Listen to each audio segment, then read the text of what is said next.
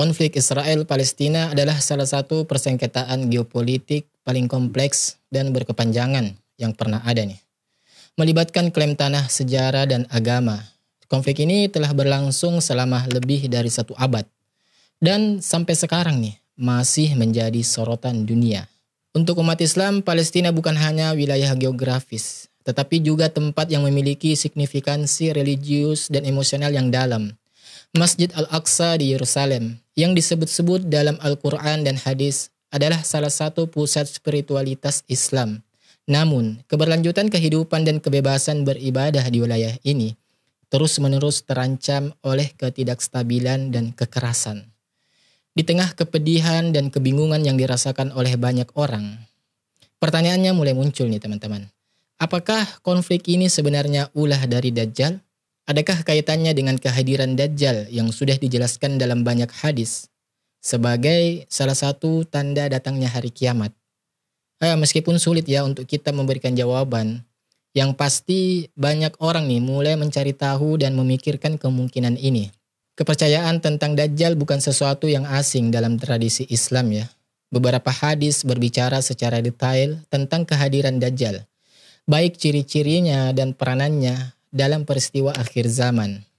Bahkan nih, dengar-dengar sudah ada 30 orang Palestina yang pernah bertemu bahkan berdialog langsung dengan Dajjal. Sebelum kita membahas lebih lanjut tentang ketertarikan Dajjal terhadap Palestina atau Yerusalem, penting untuk kita memahami signifikansi wilayah ini dalam tradisi Islam. Yerusalem adalah tempat di mana Nabi Muhammad SAW melakukan Isra dan Mi'rajnya. Suatu peristiwa penting dalam sejarah Islam. Selain itu, Masjid Al-Aqsa di Yerusalem merupakan salah satu masjid yang paling disegani dalam tradisi Islam. Dalam sebuah hadis sahih, Rasulullah SAW bersabda, "Janganlah bersengaja melakukan perjalanan dengan sengaja atau dalam rangka ibadah dan tujuan safarnya adalah tempatnya, kecuali ketiga masjid. Pertama Masjid Nabawi, Masjidil Haram, dan Masjidil Aqsa." Hadis riwayat Muslim. Salah satu pertanyaan yang sering muncul adalah mengapa Dajjal tertarik dengan Palestina atau yang kita kenal dengan Yerusalem? Berdasarkan hadis dan tafsir ya, ada beberapa penjelasan nih. Yang pertama, Yerusalem adalah tempat yang sangat penting bagi 3 agama monoteistik, Yudaisme, Kristen, dan Islam. Oleh karena itu teman-teman, dengan menguasai wilayah ini bisa memberikan Dajjal kekuatan simbolik dan kepercayaan dari berbagai kelompok. Beberapa hadis menunjukkan bahwa Dajjal akan muncul di wilayah Syam yang termasuk bagian dari Palestina saat ini. Misalnya hadis dari Sahih Muslim yang menyatakan bahwa Dajjal akan muncul di sebuah tanah di timur yang disebut Khurasan, lalu diikuti oleh orang-orang yang wajahnya seperti perisai yang digantung. Kemudian dia akan muncul dan memasuki Syam. Tidak hanya itu teman-teman, banyak hadis lain yang juga menjelaskan bahwa Nabi Isa yang akan kembali untuk membunuh Dajjal akan turun di sebuah menara putih di sebelah timur Damaskus. Mengindikasikan bahwa pertempuran akhir antara kebenaran dan kebatilan akan berlangsung di wilayah ini.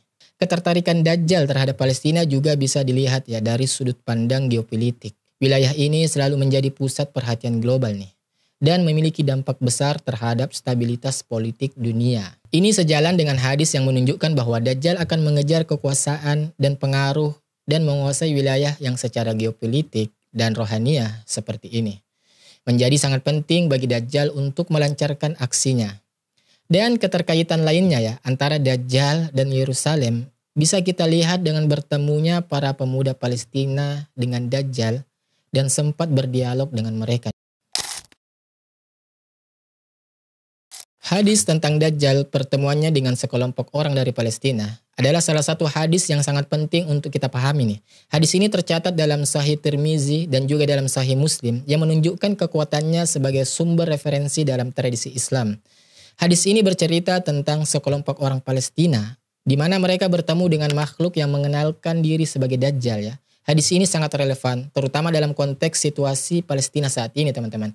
Menurut hadis ini, Dajjal memiliki keterkaitan dengan Palestina, suatu wilayah yang saat ini menjadi pusat konflik dan perhatian dunia. Hadis ini juga memperlihatkan bagaimana umat Islam di Palestina dan juga di seluruh dunia perlu mempersiapkan diri untuk kemungkinan datangnya fitnah Dajjal. Para ulama telah memberikan berbagai interpretasi ya terhadap hadis ini. Sebagian berpendapat bahwa ini adalah peringatan keras bagi umat Islam untuk selalu waspada dan berhati-hati terhadap kemunculan Dajjal. Hal ini juga sesuai dengan banyaknya hadis lain yang menunjukkan bahwa salah satu misi Dajjal adalah menyesatkan umat manusia. Al-Quran sendiri memperingatkan tentang fitnah dan ujian yang akan terjadi menjelang hari kiamat. Apakah manusia mengira bahwa mereka akan dibiarkan saja mengatakan kami telah beriman, sedang mereka tidak diuji lagi? Quran Surah Al-Ankabut ayat kedua. Dan dalam Sahih Tirmizi tercantum juga nih hadis yang diriwayatkan dari Fatimah binti Qais. Hadis ini menyebutkan bahwa ketika Nabi Muhammad SAW naik mimbar, lalu beliau tertawa. Setelah itu beliau bersabda, Tamim Ad-Dari menceritakan sesuatu padaku, lalu aku gembira. Karena itu aku ingin menceritakan kisahku pada kalian. Kisahnya adalah beberapa orang dari penduduk Palestina naik perahu di laut. Lalu perahu itu membawa mereka berkeliling hingga menghempaskan mereka ke salah satu pulau di laut. Dan dalam perjalanan mereka, kelompok ini menemukan seekor binatang yang berpakaian dengan rambut yang panjang nih. Mereka bertanya, apa kau ini? Kemudian binatang itu menjawab, aku adalah mata-mata. Mereka berkata lagi, sampaikan kepada kami informasi. Lalu binatang itu berkata, aku tidak akan memberitahu kepada kalian, tapi pergilah ke ujung kampung. Di sana akan ada yang memberitahu kalian dan bertanya kepada kalian. Kemudian singkat cerita setibanya di lokasi yang disarankan nih, mereka menemukan seorang pria yang dirantai. Pria tersebut meminta informasi tentang berbagai hal, yaitu mata air sugar yang ternyata masih penuh dan memancar. Sebuah danau yang kondisinya juga penuh dan memancar. Serta pohon kurma baisan yang berada di antara sungai Yordan dan Palestina yang masih berbuah. Selanjutnya, pria itu menanyakan tentang keberadaan Nabi Muhammad SAW. Apakah ia sudah diutus untuk penduduk Arab? Mereka membenarkan dan menambahkan bahwa orang-orang mendatangi Nabi dengan cepat. Pria itu kemudian membuka identitasnya, mengaku sebagai Dajjal, dan menegaskan bahwa ia akan memasuki semua daerah, kecuali Taibah, sebuah kota yang suci dan dilindungi. Menariknya nih teman-teman, banyak ulama dan peneliti yang mencoba mengaitkan ya hadis ini dengan data faktual dan peristiwa yang terjadi di dunia, termasuk konflik saat ini yang berada di Israel dan Palestina. Beberapa teori menunjukkan adanya simbolisme atau kode dalam hadis yang bisa diartikan sebagai petunjuk tentang bagaimana atau kapan Dajjal akan muncul.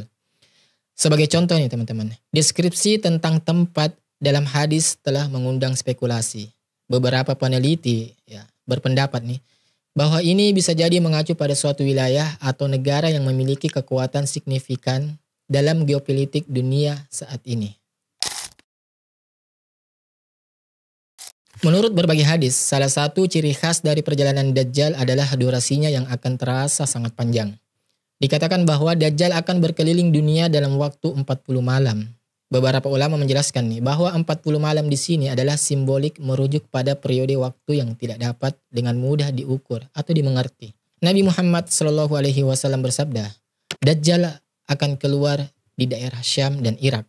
Kemudian dia membuat kerusakan di sebelah kanan dan kirinya. Wahai hamba Allah, kuatkan iman kalian. Hadis riwayat Muslim. Kemudian di hadis lain juga ya, Rasulullah SAW bersabda, 40 hari, satu hari itu bagikan 1 tahun, satu hari lainnya bagikan 1 bulan, dan satu hari lainnya bagikan 1 Jumat, sedangkan hari-hari lainnya bagikan hari-hari kalian. Para sahabat bertanya kembali nih, wahai Rasulullah, apakah 1 hari yang bagikan itu 1 tahun itu cukup bagi kami untuk sholat 1 hari di dalamnya? Maka Rasulullah SAW menjawab, tidak, ukuran harinya itu menurut ukuran Dajjal. Hadis riwayat Muslim. Banyak ulama dan cendekiawan yang berpendapat ya bahwa perjalanan Dajjal dan durasinya yang sangat panjang itu bisa dihubungkan dengan konflik yang terjadi di Yerusalem. Pasalnya nih teman-teman, konflik ini adalah salah satu konflik terlama dan paling kompleks di dunia yang tampaknya tidak kunjung menemukan titik temu nih. Hal ini mengingatkan kita pada 40 malam perjalanan Dajjal yang terasa begitu panjang dan penuh dengan kerusakan. Dan teman-teman, kalau kita lihat jauh ke belakang ya, konflik yang terjadi di Palestina ini sudah berlangsung beberapa dekade nih. Dengan banyak peristiwa penting yang menjadi titik balik dalam sejarah wilayah ini.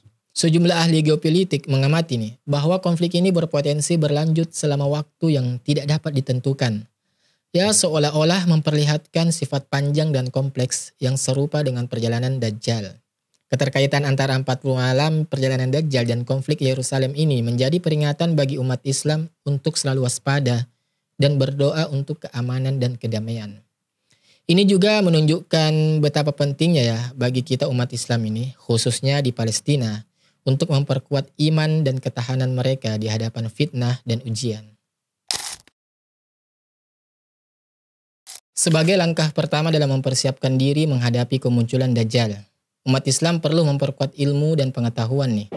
Dijelaskan dalam banyak hadis ya bahwa Dajjal akan datang dengan membawa berbagai fitnah dan tipuan. Hadis yang diriwayatkan oleh Bukhari dan Muslim mengabarkan bahwa Rasulullah Shallallahu Alaihi Wasallam bersabda, akan ada 30 orang pendusta sebelum kiamat dan yang terakhir adalah seorang buta sebelah mata bernama Dajjal. Memiliki ilmu yang kuat adalah salah satu cara terbaik untuk melindungi diri kita ini dari fitnah. Kemunculan Dajjal adalah ujian bagi iman. Oleh karena itu teman-teman, memperkuat iman dan meningkatkan amal soleh adalah hal yang sangat penting. Hadis yang diriwayatkan oleh Imam Muslim menjelaskan bahwa barang siapa yang membaca 10 ayat dari awal surat Al-Kahfi, ia akan terlindung dari fitnah Dajjal.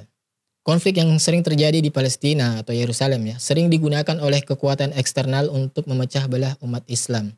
Oleh karena itu teman-teman, menjaga persatuan juga adalah salah satu cara untuk mempersiapkan diri menghadapi fitnah Dajjal. Dan salah satu tindakan konkret yang bisa kita lakukan adalah memberikan dukungan moral dan material kepada saudara-saudara kita di Yerusalem tentunya.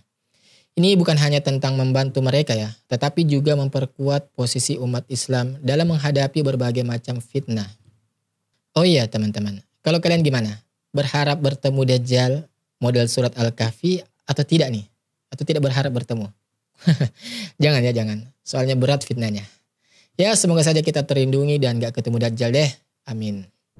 Jika kalian suka video ini teman-teman, silakan like dan sampai bertemu di video selanjutnya. Dan terima kasih sudah menonton video ini hingga akhir. Assalamualaikum warahmatullahi wabarakatuh.